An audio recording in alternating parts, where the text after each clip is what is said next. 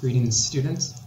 In this video and in the transcript that accompanies it, I want to welcome you to COM 115, and I also want to convey some important information that all students have to know in order to be successful in this class. This is the kind of information that would generally come out naturally, organically, over the course of a face-to-face class and the back and forth that takes place between students and teacher. But it can be difficult to convey this information early enough in an online class, and so I thought where better to start than at the beginning of the class. As with any class, you will see that the basics of the class have been fully explained in the syllabus and in the course schedule document, which you'll have on Blackboard.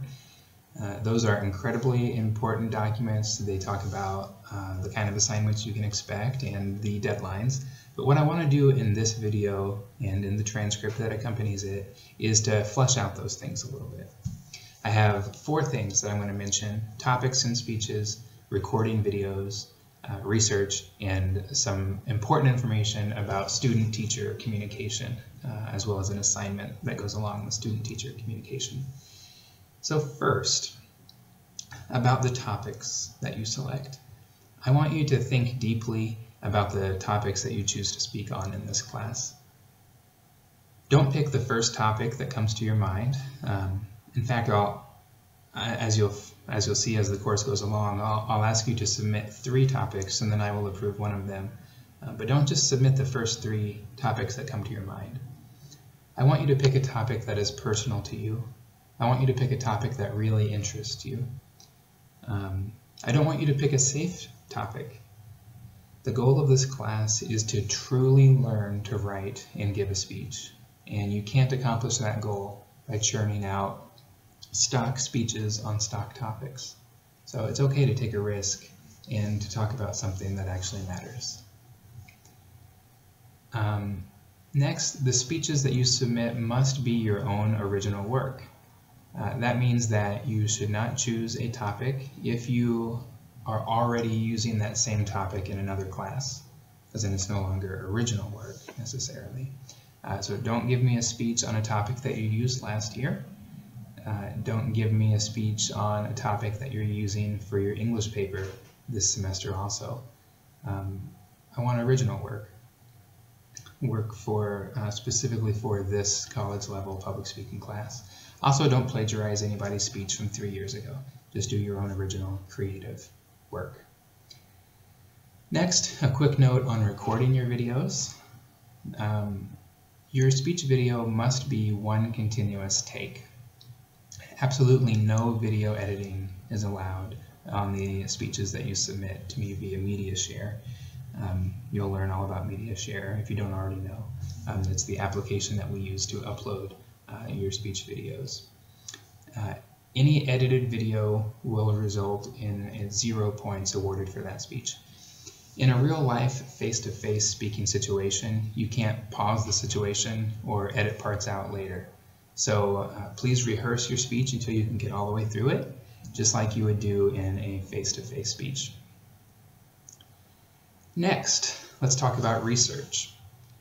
Here's what you have to know. This class is just as much about developing research skills as it is about developing speaking skills. And this fact may come as a surprise to you, and that is why I'm saying it now in this video.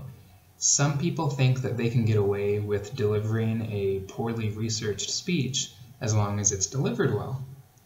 That is not the case. I believe that strong research and good facts are more important than charismatic delivery. So don't skimp on the research. You will have to read newspaper articles and journal articles and books, as well as websites, in order to produce a well-researched speech. So far I've talked about topics and speeches, recording the video, and research. Now let's talk about student-teacher communication. Communication with your instructor is even more important in an online class than it is in a face-to-face class. Your classmates are real people, and I am a real person too.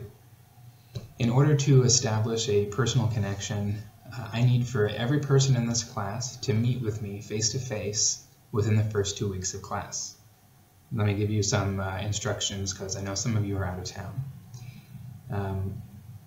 So this is a way that I tried to build a real human connection in the class. It's also a way that I will know that you've watched this video all the way to the end. So here's what you need to do.